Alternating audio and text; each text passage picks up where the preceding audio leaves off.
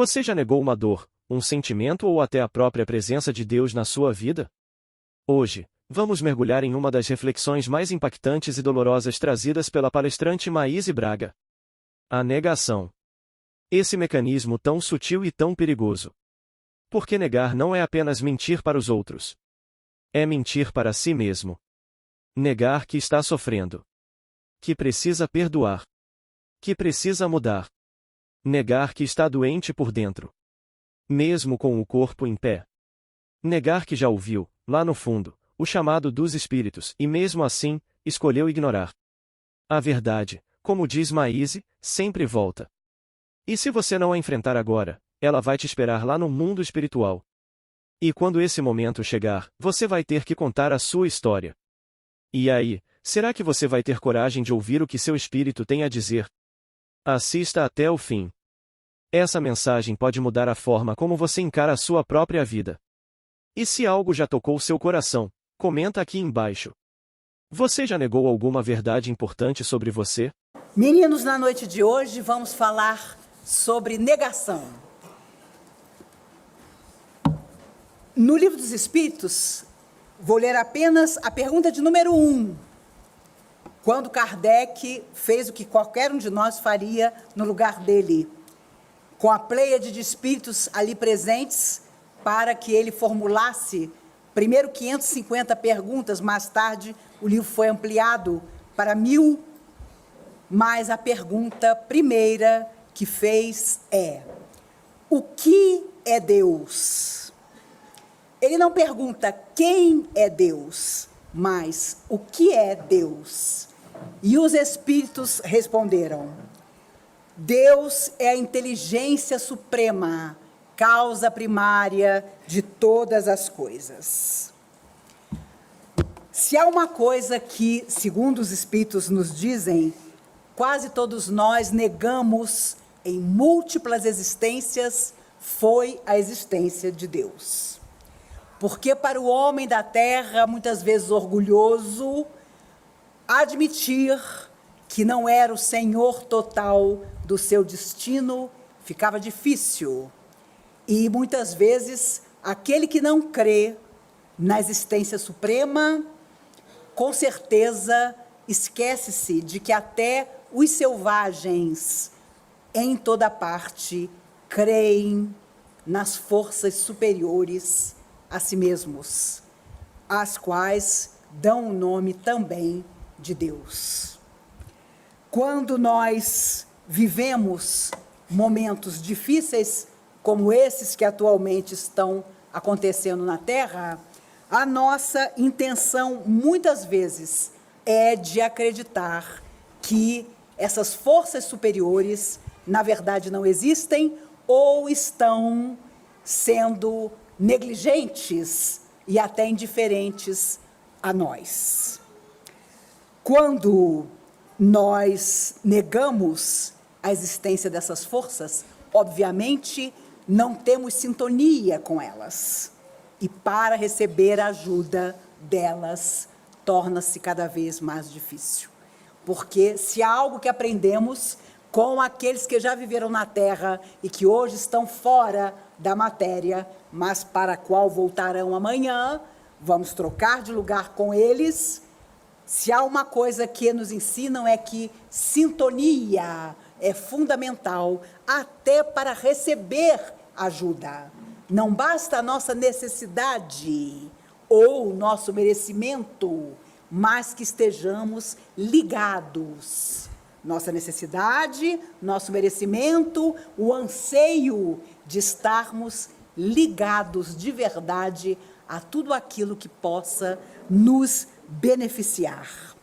Os caldeus, os egípcios, os povos muito antigos negavam o conhecimento de Deus para o vulgo, porque em verdade sabiam que o conhecimento era algo que nem todos sabiam realmente absorver e utilizar com sabedoria. Principalmente os egípcios, que eram seres antiquíssimos, que vinham de capela, e por isso praticamente tudo se perdeu quando essas almas não vieram mais para o planeta, mas deixaram as pirâmides, deixaram seus túmulos, como lembrança de que acreditavam que continuavam a viver. Tanto que, quando o faraó morria, os seus escravos eram enterrados vivos, junto com eles, nos túmulos. A coisa era difícil, porque eles acreditavam que, fora da matéria, eles precisariam de quem os servisse. Mas eles e outras civilizações foram embora do planeta, deixando apenas algumas marcas, porque o seu lugar não era aqui. Não eram espíritos da Terra, vinham de outros mundos onde haviam fracassado e aqui fizeram um estágio para avançar um pouco mais. Por isso, quando surgiu na década de 70, no meio espírita, o livro Os Exilados de Capela, os espíritos tiveram permissão de nos dizer que um enorme número de almas tinha se exilado na nossa Terra, no nosso planeta, e que muitos de nós vínhamos de lá. Óbvio, quando você passa a ter conhecimento, você percebe que o exilado de Capela foi um fracassado no planeta Capela, que foi convidado a recomeçar aqui. Então, não dá para nos orgulharmos. Nossa, eu fui na comunhão e o vidente disse que eu sou um exilado de Capela. Você entra em depressão profunda. Porque Capela, quando nós estávamos na nossa idade da pedra, atingiu o seu processo evolutivo. Depois de muitas lutas, muito sofrimento, e aqueles que não acompanharam foram convidados pelo próprio Cristo, governador da terra, a vir. E teve de tudo. Calígula, um dos mais cruéis imperadores de Roma, era um exilado de Capela. Leonardo da Vinci também. A verdade é que houve quem chegasse aqui, saudoso do planeta de onde tinha vindo e tenha trazido muita coisa boa para a Terra, e aquele que, não tão saudoso, quis continuar as mesmas maldades. Todos entraram no processo reencarnatório, muitos que cumpriram a tarefa não precisaram mais voltar. Quando nós negamos coisas que nos aconteceram ou que temos no coração, portas adentro do mundo espiritual, quando retornamos à existência maior, nós temos problema sério. Porque vocês se recordam a história do lobo mau reencarnado. Ele, fora da matéria, confrontado com o fato de ter comido a vovozinha e ameaçado o Chapeuzinho Vermelho, disse em alto e bom som que não tinha feito nada daquilo. E no livro, os espíritos contam que foi preciso mostrar a ele que ele tinha feito sim, não adiantava negar, e ele só voltaria numa outra existência para resgatar o mal que ele tinha feito como lobo mau. Uma história simples que as crianças da evangelização da década de 70 adoravam, e que tem muito a ver conosco, porque quando fora da matéria, se nos disserem, conte a sua história, conte o que você fez nessa última vida. Os mentores nem dão muita chance da gente contar, não, porque vocês sabem o que a gente vai contar, né? Foi tudo lindo, foi tudo maravilhoso. Meu Deus do céu, eu fui um campeão da caridade. Mas fulano, você disse que detestava Beltrano. Um equívoco, uma bobagem. Nós gostamos de minimizar no mundo espiritual as coisas dramáticas que vivemos e enaltecer, é claro, os pequenos gestos. Ah, eu assisti a palestra no primeiro sábado da comunhão em pé. Em pé, em pé. Ah, meu Deus, o seu bônus hora tem que ser maior do que quem estava confortavelmente sentado. Hoje, o bônus hora de quem está sentado é menor do que o pessoal que vinha aqui antigamente.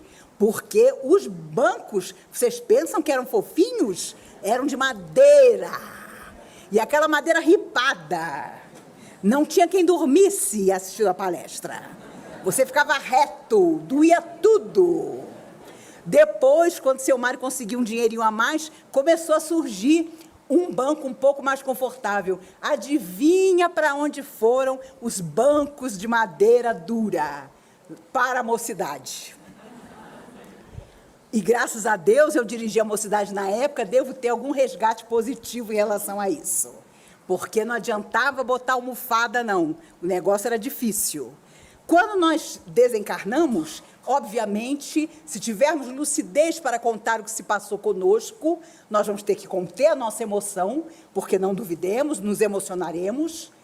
Vamos negar que sofremos, talvez. Não, foi tudo ótimo. Sofrimento é assim mesmo. Eu era católico, ou eu era budista, ou eu era espírita, entendia tudo que se passava comigo. E é claro, podemos racionalmente falar sobre isso, mas se a nossa emoção está em descontrole, enquanto a boca fala, o coração lança sobre o outro a nossa vibração real, verdadeira. André Luiz, desencarnado, não entendia de forma alguma porque tinha sido taxado de suicida. Ele, um médico, não tirara a própria vida, mas, com o passar do tempo, entendeu o que as almas sofredoras queriam dizer quando o acusavam. A sua total invigilância, justamente porque era médico, a sua total imprevidência em relação às energias da vida que o seu corpo físico tinha, é que o tornaram um suicida. Não só inconsciente, mas, de certa forma, consciente, porque, como médico, sabia dos abusos que praticava. Chopin, que deixou-se levar pela tuberculose, enamorado da ideia de morrer tuberculoso, como praticamente era romântico morrer na sua época, já está na Terra, segundo os espíritos de volta, e pediu para estar distante da música que ele tanto ama, para ser médico. Essa a sua prova. Aprender nos bancos da medicina o valor de um corpo físico, sem jamais pensar em nutrir, ainda que mentalmente, o desejo de uma enfermidade. E há muita gente que nega a própria realidade e que prefere estar enfermo a batalhar por uma saúde que é muito mais que a saúde só do corpo. É uma saúde emocional, psíquica. É a saúde de quem sabe que tudo aquilo que nós escondemos do outro, da sociedade, arde dentro de nós. E com o passar do tempo, com certeza, vai nos consumindo. Ah, eu sinto tal coisa, mas não falo. Ah, fulano é assim mesmo, ele não demonstra as emoções, o que é grave. Não que você vai ser um descontrolado, dizendo no megafone da sua quadra, eu sou isso, eu sou aquilo, mas colocando com todo carinho para o outro, qual é a sua necessidade, qual é a sua expectativa afetiva, filosófica, enfim, da sua emoção, para que, negando aquilo que nós sabemos que precisamos resolver, não levemos para o futuro, como trouxemos para esse presente, questões que ficaram abafadas em vidas anteriores e que nós só solucionamos na carne. Ah, eu deixo para resolver isso quando eu desencarnar. Isso não existe.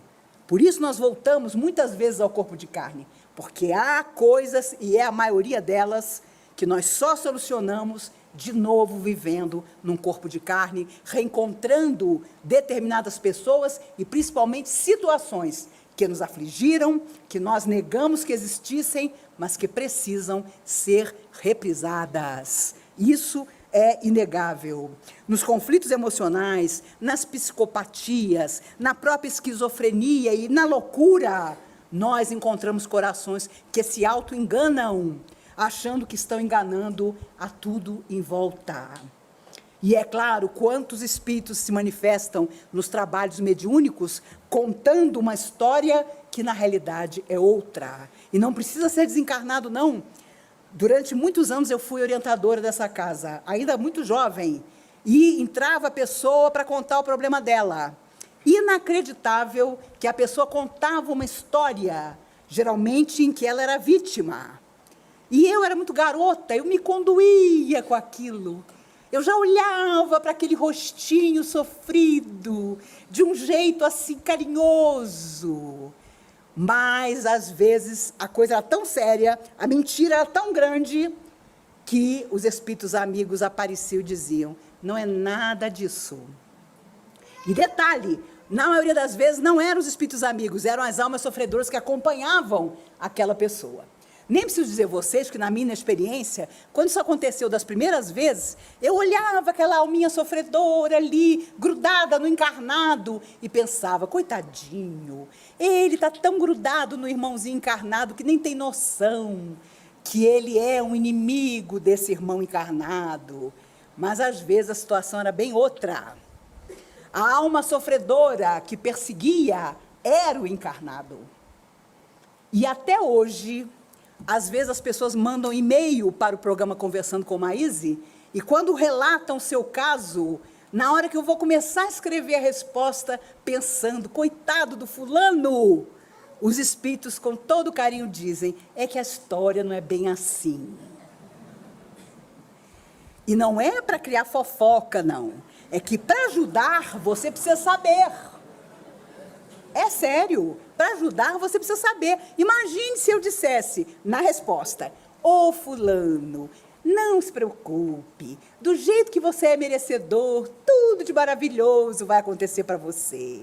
Fulano que te persegue vai estar no fogo do inferno.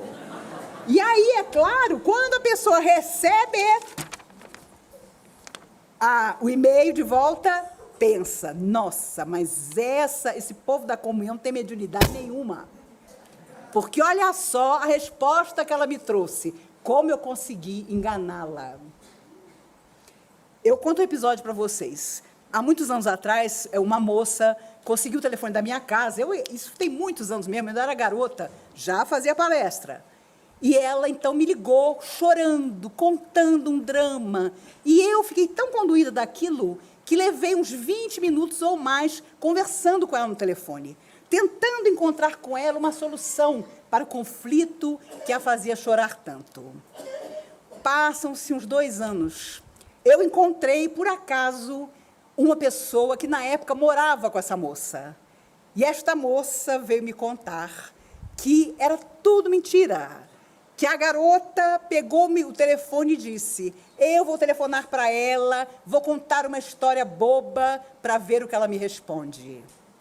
Eu confesso a vocês que eu tinha, uns 19 anos, eu fiquei tão indignada com aquilo, eu fiquei tão chateada de ter sido enrolada, que um amigo espiritual me disse, não se iluda, aparentemente ela criou um problema para você, porque você se preocupou em ajudá-la, mas a lembrança do que você disse a ela vai permanecer na consciência dela para sempre.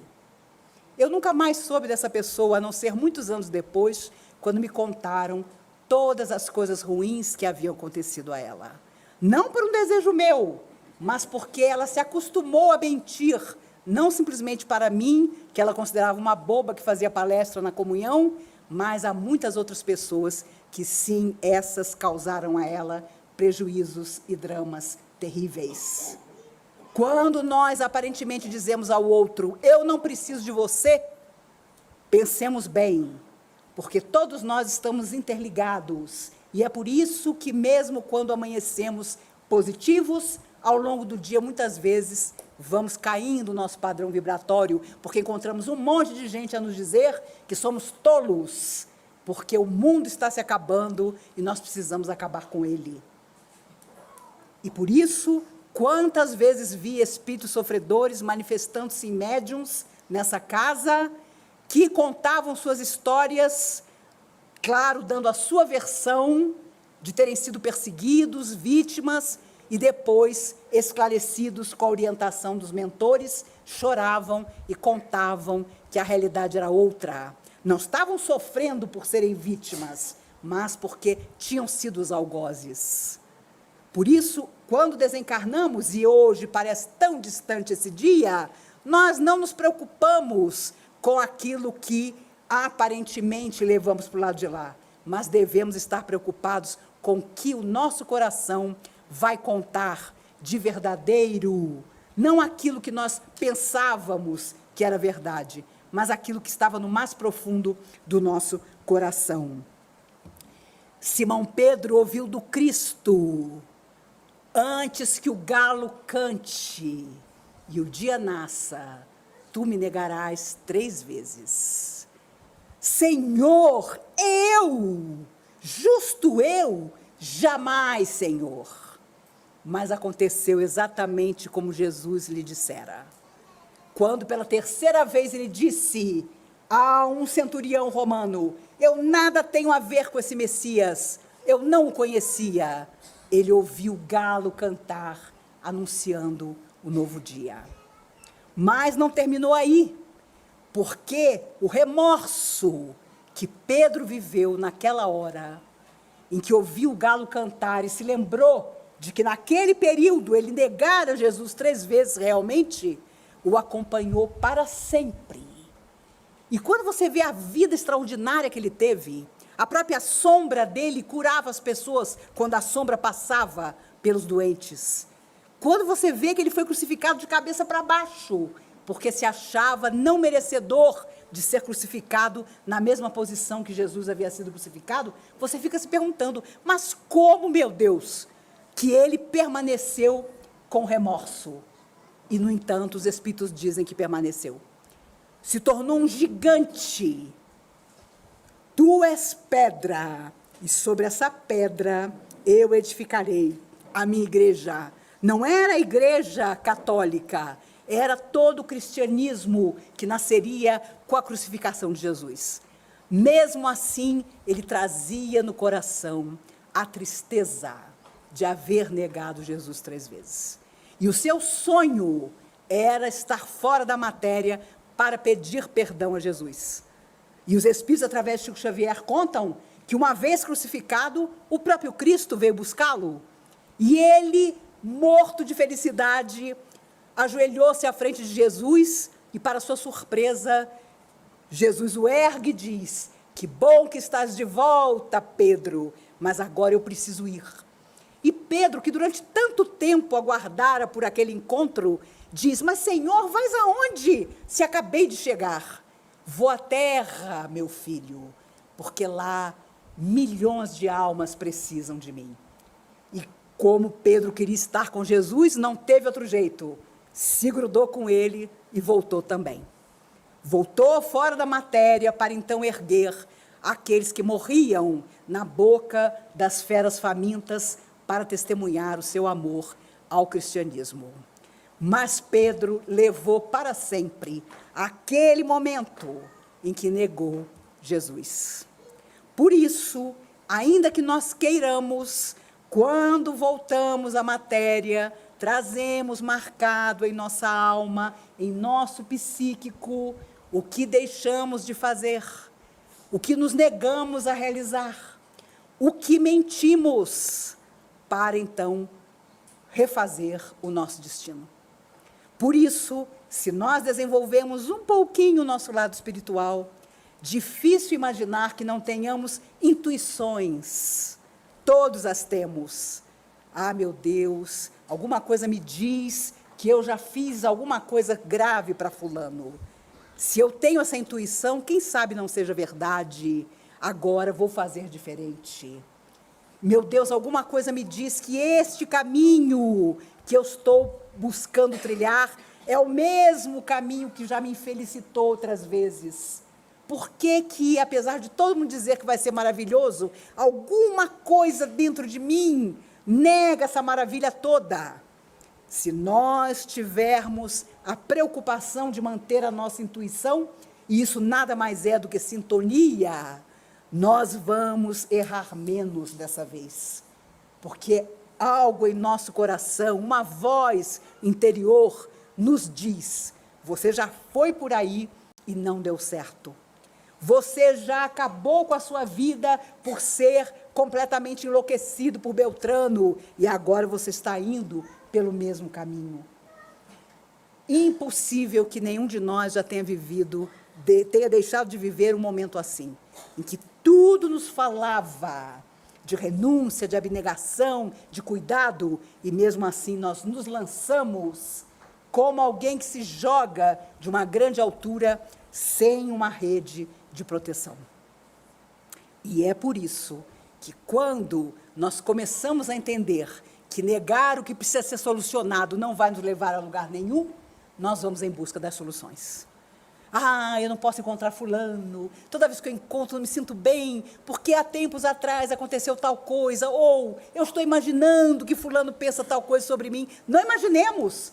Uma conversa franca sempre traz uma solução. Principalmente nas relações afetivas. Quantas pessoas vêm conversar dizendo, eu não sou feliz, mas eu não tenho coragem de dizer para o fulano, porque ele foi meu primeiro namorado, ou então porque eu devo tanto a ele, mas eu não sou feliz. E como é que você pode fazer o outro feliz se você não é? Não é possível. Quando nós negamos a nossa felicidade, tudo em torno de nós adoece. Nossos filhos, nossos amigos, porque a máscara social pode ser forte, mas aquilo que nós precisamos resolver e achamos que não existe, permanece como uma ferida que precisa ser curada. Eu tenho tanta coisa para dizer para o fulano, não tenho coragem, eu vou magoá-lo. E quanto mais o tempo passa, mais você vai magoar. E tudo é a maneira de falar. Seja correto, seja nobre na sua palavra, mas fale do seu coração. Senão não vai adiantar nada. Você pode contar para todo mundo que você não precisa solucionar nada na sua vida. Não é verdade. Se aquilo vai pesando em você e vai ficando cada vez mais difícil, porque aquilo que não se resolve fica muito difícil, uma conversa sempre traz a solução. Às vezes, renúncia. Eu ouvi isso dos espíritos há muitos anos atrás. Às vezes, renúncia. Às vezes, uma revelação. A pessoa tem a mesma dificuldade que você está passando. Ela quer se entender com você, mas ela não tinha como tomar a iniciativa da conversa. Que a iniciativa de solucionar seja sempre a nossa.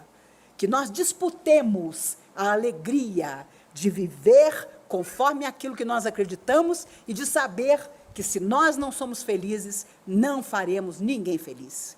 E nas nossas horas mais duras, nós vamos descontar nos outros, e às vezes em pessoas inocentes e até frágeis, toda a nossa angústia, tudo aquilo que nós vivemos dizendo para nós mesmos que não nos causa problema nenhum.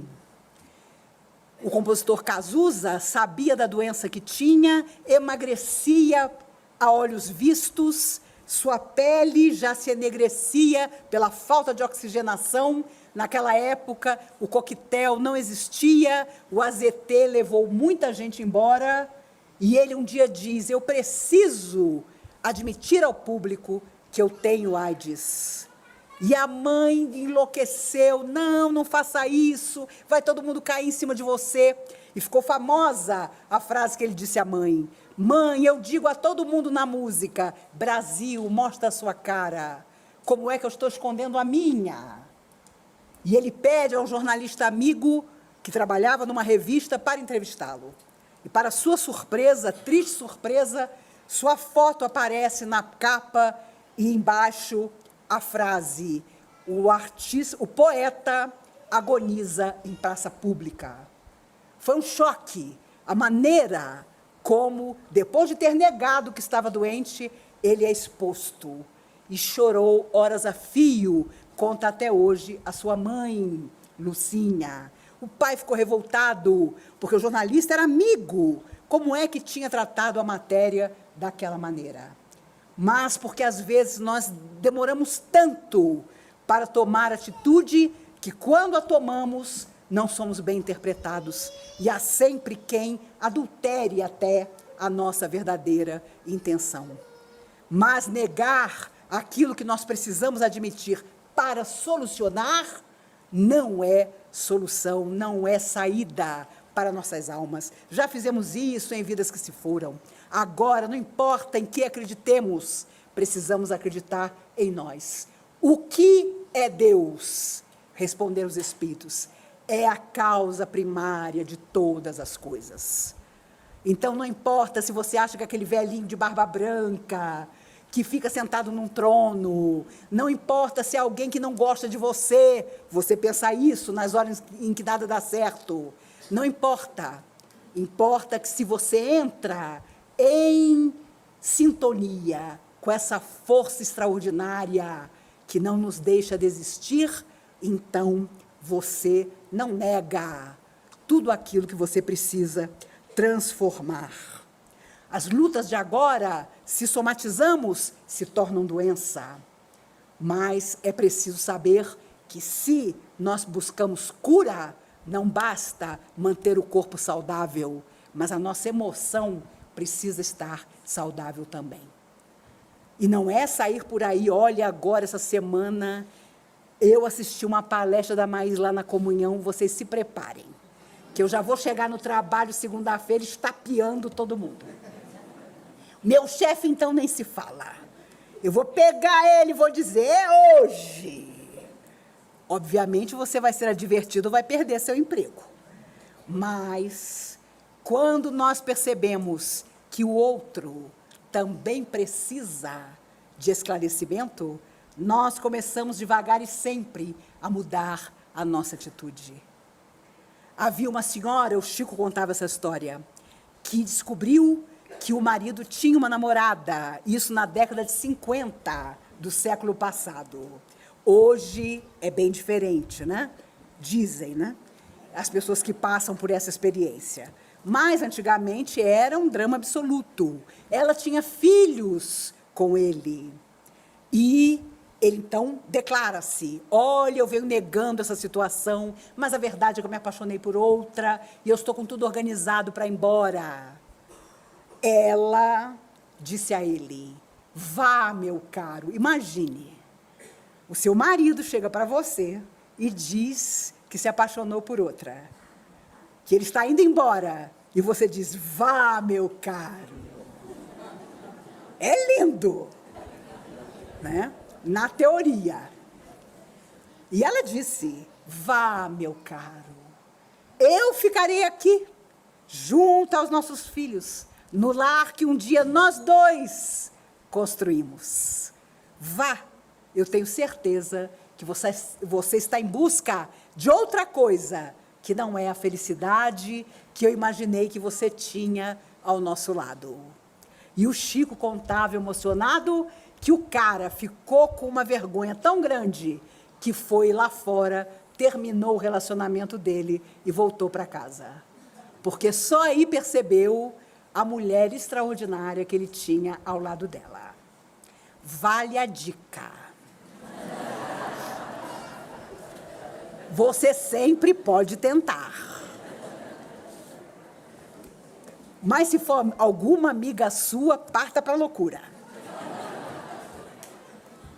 Dalva de Oliveira hospedou uma amiga que ela recém conhecera, mas se afinizou com a moça. Ela era casada com Elivelto Martins, o grande compositor daquela época. Escreveu coisas muito lindas mesmo, mas era mulherengo.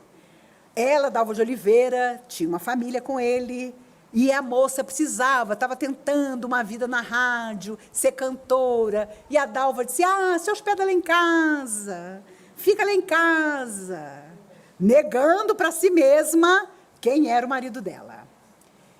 E um dia, obviamente, ela descobriu.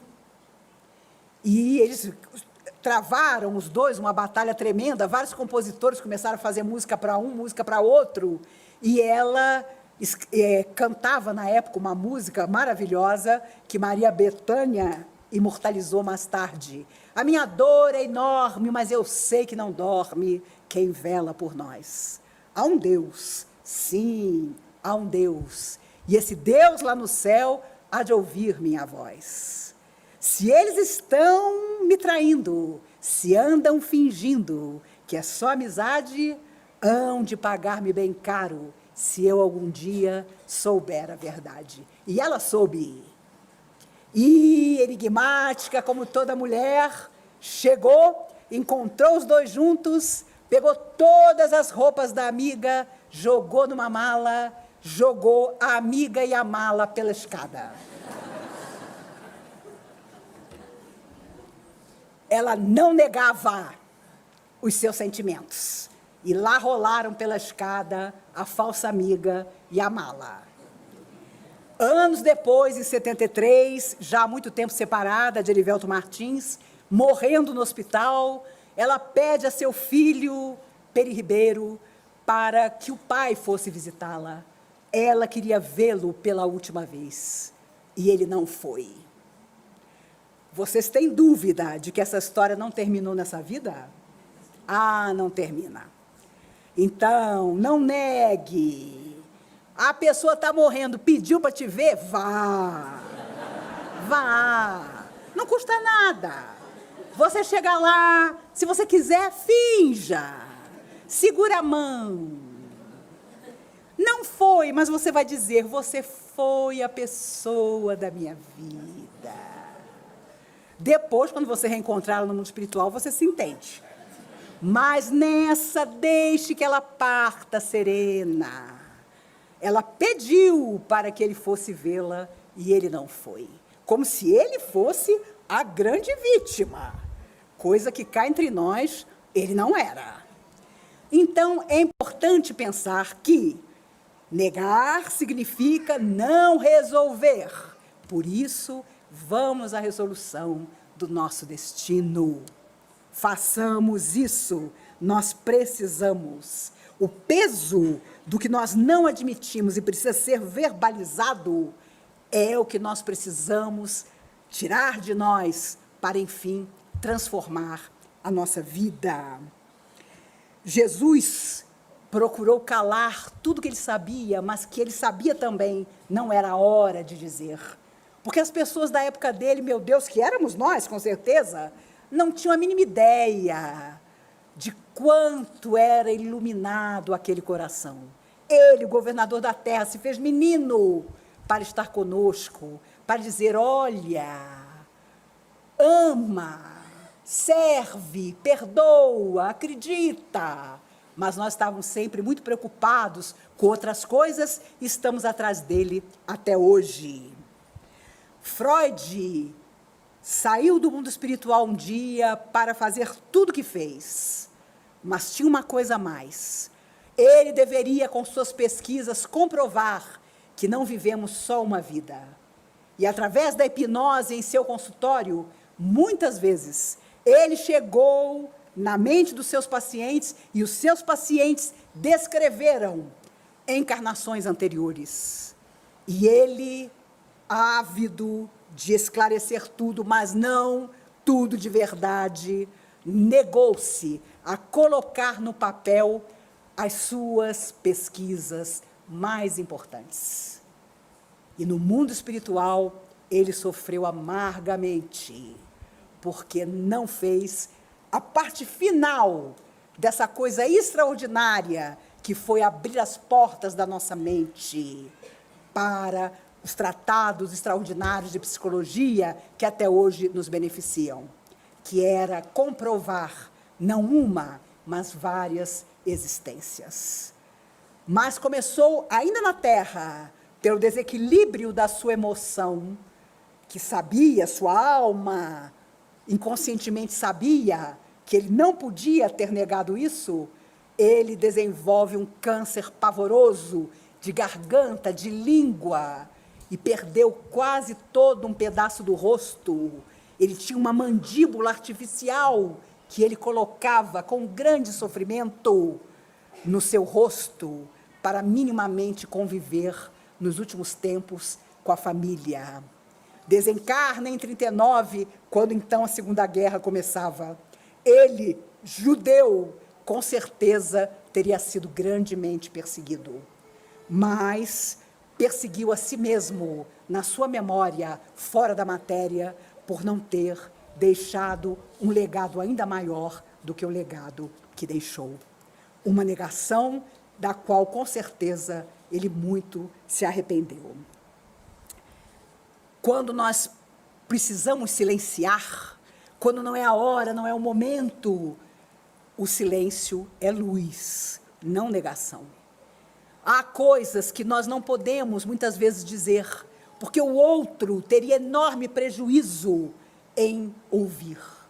Porque já não é mais possível, porque não dá mais tempo, porque a pessoa não tem mais idade para que escancaremos para ela determinadas coisas que nós fomos guardando, e que, na verdade, não tem mais razão de ser. Joana d'Arc, caminhando para a fogueira, ouviu dos bispos e padres que a interrogavam: esses espíritos que dizes ver te aparecem nus, sem roupa alguma? E ela, menina humilde, analfabeta, iluminada, dizia: creis então que Deus, em sua infinita misericórdia, não tem nada com que vesti-los? E aqueles que a interrogavam ficavam estarrecidos com a sua maneira extraordinária de não negar a verdade, que eram os espíritos de luz que ela via. Por isso, embora lhes tivesse um resgate final para a alma que tinha sido há tanto tempo atrás Judas Iscariotes, e que veio na condição de Joana d'Arc para o seu último resgate na terra, ela caminhando para a fogueira, ao chegar e ser amarrada, enquanto todos viam a chama a lamber as suas vestes, ela ergueu os olhos para cima e, sem conseguir negar a felicidade, viu que uma chuva de luzes caía sobre ela. E ela não sentiu absolutamente nada, porque quando as chamas a consumiram, os amigos da luz já haviam retirado o seu espírito do corpo físico. Essa imagem de Joana de Ângeles caminhando para a fogueira eu sempre uso quando os médicos me perguntam: você está caminhando? E eu digo sempre: olha, quando eu começo a andar, Joana d'Arc, que estava caminhando sabendo que aquela fogueira acesa era para ela, tinha pensamentos mais felizes do que o meu. Mas quando você tem que caminhar, não tem jeito. Você não caminha para a luz, mas para a sua própria necessidade. Amigos, no dia de hoje nos lembramos de todos aqueles que já partiram, o chamado Dia de Finados. Mas o número de almas desencarnadas nesse salão é tão extraordinário que a impressão que tenho é que nós que estamos na carne é que somos os mortos. Não duvidemos disso. Eu cheguei aqui cedo, às 5h30, ouvindo a música que vem antes, tão bonita, e havia tantas almas desencarnadas, tantos familiares de todos nós a nos abraçar. Se o nosso coração pediu, nós fomos até o cemitério e ali depositamos a nossa lembrança. Se não, que todos os dias sejam dias de lembrar. Outro dia, assistindo uma entrevista de uma socialite carioca, que todos dizem que é meio maluca, muito fútil, ela contava, aliás, o amigo que estava com ela contava que, certa feita, ele estava junto com ela e ela recebeu flores de um fã. E ela imediatamente disse ao motorista: leve essas flores para o túmulo do meu pai. O pai dela já desencarnado há muitos anos. E pelo celular ela acompanhou o motorista. E aí, você chegou? Cheguei, achei o túmulo do seu pai, estou depositando flores. Mas não tem muitas flores? Tem muitas. São muitas que a senhora ganhou. Então, divide em duas. Coloca um pouco para o meu pai, um pouco para o lado direito, um pouco para o lado esquerdo. E o amigo disse: mas as flores eram para você, você está dando para o seu pai, ainda vai dividir com os 2 túmulos em volta? Vou, que é para não ter ciúme do lado de lá. Eu achei muito interessante. Ela é considerada bobinha, fútil, mas ela tem uma sabedoria. Ela fez questão de dividir as flores que mandara para o pai com os 2 túmulos que estavam em volta. Quando, há 18 anos atrás, faz agora dia 18 anos que meu pai desencarnou. E, quando ele foi enterrado, os túmulos em volta ainda não estavam construídos, não estavam usados. E nós colocamos um túmulo, ele era militar, organizadíssimo, amava as coisas belas, então fizemos um mármore bonito e tal, e colocamos uma frase favorita de Dr. Bezerra de Menezes: não há ponto final para o amor, porque o amor é vida, e vida é eternidade. Nunca mais eu fui ao cemitério, a não ser no dia do seu enterro. Mas depois me contaram que todos os túmulos que foram sendo colocados em volta, as pessoas fizeram igualzinho. Então ficou uma aldeia tão bonita, e cada um colocou uma frase. Vejam como nós podemos influenciar, até dessa maneira. Quando você, homenageando alguém querido, deposita ali uma frase, e as outras famílias acharam bonito, e cada uma, dentro da sua convicção, colocou uma frase também. Amigos, que nós possamos, sem negar mais nada a nós mesmos, principalmente a uma felicidade a qual todos temos o direito, seguir em frente. Quando eu lembro de vocês, enquanto não nos vemos, sempre imagino que vocês, meninos de sábado, estão vivendo a vida de vocês com garra, com determinação, com vontade, com alegria, com nada de desânimo, nada de desistência, sempre poderosos, não importa o que lhes aconteça. E revendo, pela enésima vez, o filme A Noviça Rebelde, aquela cena maravilhosa em que a Madre Superiora diz a ela, quando ela queria se esconder do sentimento que tinha pelo Capitão Von Trapp: agora eu quero ser freira de qualquer maneira, eu quero fazer meus votos. Isso em 1938. Mas deu uma sorte danada, porque a Madre Superiora disse: de jeito nenhum, um convento não é lugar para se esconder. Vá em busca do seu sonho, vá atrás da vida que está lá fora esperando por você. E foi o que ela fez. Ela casou-se com o Capitão Von Trapp, tiveram mais 3 filhos. Ele já tinha 7. Ele desencarna em 1949, se eu não me engano. Ela morreu com 99 anos, há poucos anos atrás. Ela foi atrás do sonho dela. Meus amigos, não neguemos os nossos sonhos. Vamos a eles. Nos inspiremos de qualquer maneira para não desistir do nosso sonho. E o maior de todos eles, para nós, encarnados ou desencarnados, será sempre a perfeição, que um dia nós com certeza alcançaremos. No final, tudo se resume a isso: verdade ou negação. Não importa se você esconde, se justifica, se diz que vai deixar para resolver depois. Seu espírito já sabe. E o mundo espiritual também. Maíse contou. Até o Alobumala teve que admitir o que fez. Porque lá, no plano superior, não há como sustentar as máscaras da terra. Se você não resolver agora, vai ter que resolver depois. Com mais dor. Com mais luta. Por isso, essa é a hora de se perguntar: o que eu estou negando em mim? O que eu preciso finalmente admitir para transformar a minha vida? A coragem de olhar para dentro é o começo da verdadeira cura. Não espere o desencarne para falar com quem você ama. Para pedir perdão. Para mudar de rota. A hora é agora. Que essa mensagem possa tocar fundo seu coração. E que você tenha força para fazer a escolha mais difícil e mais libertadora. A escolha pela verdade.